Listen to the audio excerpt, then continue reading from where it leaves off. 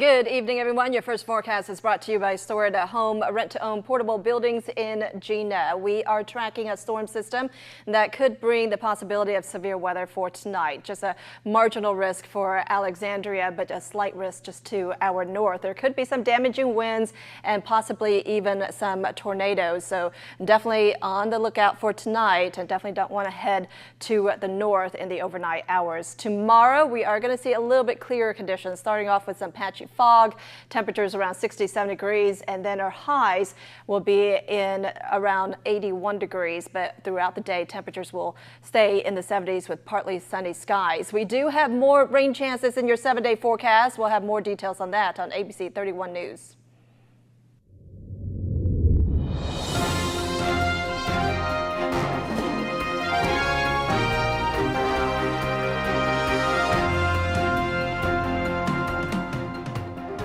Welcome to ABC 31 News tonight.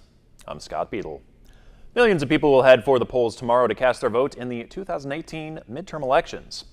ABC 31 Joanna Phillips has a story on how extra efforts are being implemented to protect voters in our big story tonight. Tomorrow is the big day, Election Day.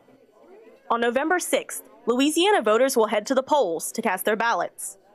But when you're doing this, do you ever wonder about the protection of your votes? United States Attorney David C. Joseph recently announced his office's extra Election Day monitoring efforts as part of the Greater Department of Justice program to monitor voting rights abuse and election fraud across the country.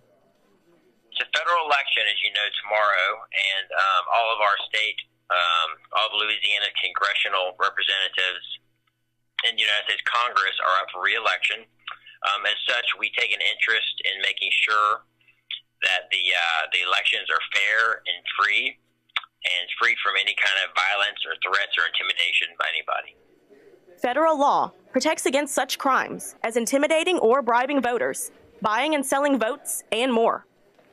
Intimidation is if people, either by any kind of state or local law enforcement or by protesters or any kind of radical group, is kind of intimidating people from showing up at the polls or being able to enter the polling station. Misinformation campaigns as to where they should vote is a tactic that has been used in the past. We also are fighting any kind of information that the public receives as far as people trying to offer money for their vote, or people voting more than one time, or any kind of suspicions that there might be fraudulent ballots that are being submitted. Anyone that becomes aware of any type of effort to intimidate the voting public can report these suspicions. I want them to feel free to call my office in Shreveport. The number is 318-676-3600. And my office in Lafayette is 337-262-6618. And if you need voting information, you can download the Go Vote smartphone app to view what's on the ballot, where to vote, and more. Joanna Phillips, ABC 31 News. A crash in St. Landry Parish killed a man yesterday afternoon. State troopers say a 45-year-old Jason Ryder of Krotz Springs died in that accident. They say he left the road on Highway 104, hit a ditch, overturned, and then struck a private driveway. Rapids deputies say they are investigating a stabbing incident in Wardville. Deputies say they were called very early this morning to Westbrook Street. They found a man there with multiple stab wounds. He was taken to a hospital, but his condition is unknown. Crime scene investigators say they are working 2 areas there, one where they found the victim and another where they believe the stabbing happened. Rapids deputies have arrested 2 people in connection with a sexual misconduct case. They are 45-year-old Gigi Wilkes of Dry Palm and 31-year-old Brandon Wilkes of Alexandria. Rapids deputies say the complaint came from administrators at a local high school. She's charged with cruelty to juveniles and possession of drugs and drug paraphernalia. He's accused of indecent behavior, molestation, sexual battery, drug possession, and possession within a school zone, as well as possession of paraphernalia.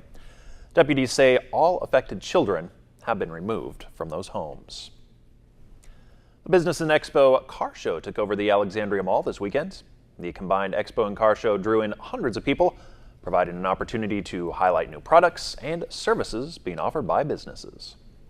And we thank them all for hosting this great event And while you're here, not only visit the Business Expo and the Classic Car Show, but the wonderful stores that we have here at the Alexandria Mall. There's about 50 booths here today, so we appreciate that. Some are retailers, some are service provider type businesses. There's also healthcare. There's a manufacturer involved, and a utility company. Cleco is here too. Yeah, a little bit of everything. For more events like this one, you can visit cenlawbusinessexpo.com. LSUA is a proud sponsor of our Coats for Kids drive. To you, it might just be an old coat, but to an underprivileged child, it can mean a warmer winter. So it's time to clean out your closet and help someone have a warmer winter. Adam Johnson of LSUA stopped by to explain how you can benefit from donating a coat. Let's tell folks about that special event. Absolutely. As part of, we're obviously proud to be a partner in such a worthy cause, on a great thing to do in the community. We've actually put one of our basketball games coming up. Weather gets a little cold. That means it's signaling basketball season's right around the corner. We actually tip off this Thursday, October the 25th, at the Fort. But on November the 7th, it's going to be a men's basketball game against William Carey. We're actually going to use that event as part of the LSUA piece of the Coats for Kids drive. What we'll do that night, 7 o'clock tip-off, all fans who donate a coat at the door will receive a half-price ticket. So instead of a $10 admission that night, it would be $5 for those adults that come. And kids who come and donate a jacket will get in for free.